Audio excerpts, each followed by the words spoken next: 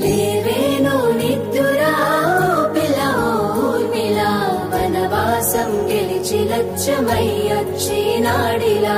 ఎన్నేళ్ళ నిద్దురా తీరిందే నీ కల మంచి నీళ్ళిద్దురా ఎదురుండే నీ దొరా